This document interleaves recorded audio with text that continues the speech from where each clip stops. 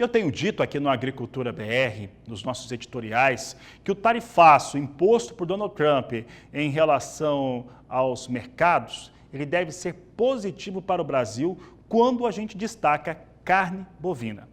Quem concorda com esse fator é o Iberville Neto, analista de mercados, que esteve aqui em Campo Grande, participou de um grande evento durante a Expo Grande 2025, que você tem cobertura completa aqui no canal do Boi. Aliás, são 3 feiras ao mesmo tempo, tem Expo Grande aqui, nós temos feira em Rio Verde, no estado de Goiás, né? A Tecnoshow comigo, trazendo grandes informações para você. Tem a Expo Londrina também, com grandes leilões. Enfim, o Iberville Neto conversou com a Kelly Rodrigues e disse que o Brasil, ou os exportadores de carne bovina brasileira, podem se sair muito bem com esse tarifaço. Acompanhe na conversa que Kelly Rodrigues teve com Iberville. O cenário do agronegócio está positivo, mas vamos saber quais as expectativas para o próximo semestre. Eu estou com o Iberville Neto, ele que é analista de mercado. Vamos conversar então o que o produtor já pode esperar aí para o segundo semestre. A arroba do boi, também a questão dos grãos. A nossa expectativa é positiva para os preços ao longo do ano. A gente tem exportações indo muito bem, já tivemos recorde no primeiro trimestre.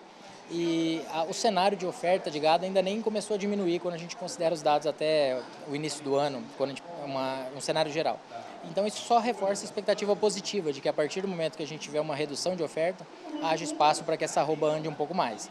Pensando nos grãos, a expectativa para a colheita da safrinha nos próximos meses deve trazer algumas oportunidades de compra, pressionar um pouco o mercado, o que é típico, né?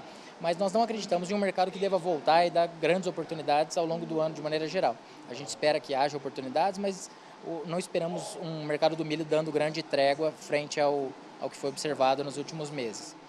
E já estamos entrando aí no período de seca, né? E aí fica aquela situação, qual atenção que o produtor deve ter, né? Quem vai fazer confinamento?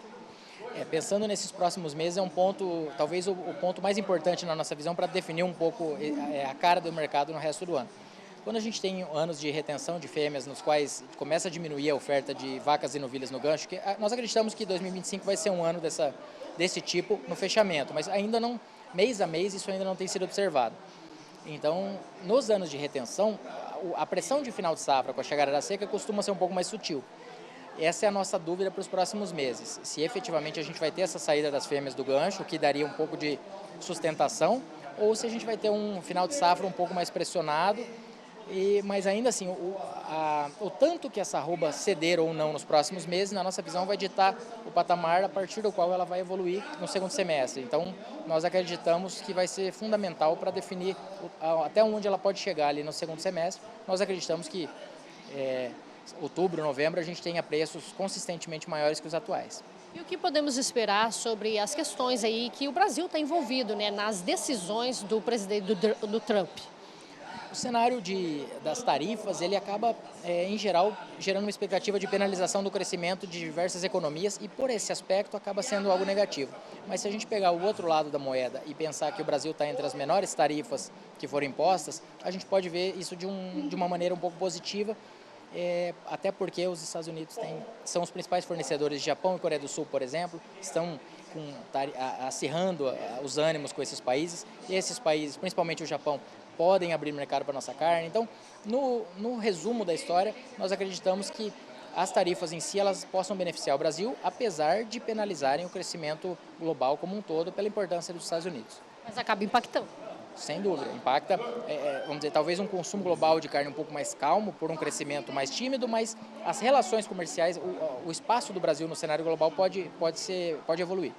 Muito obrigada, viu, Iberville, pelas suas informações. Destaques importantes, então, deste cenário aí envolvendo o agronegócio. De Campo Grande, Kelly Rodrigues.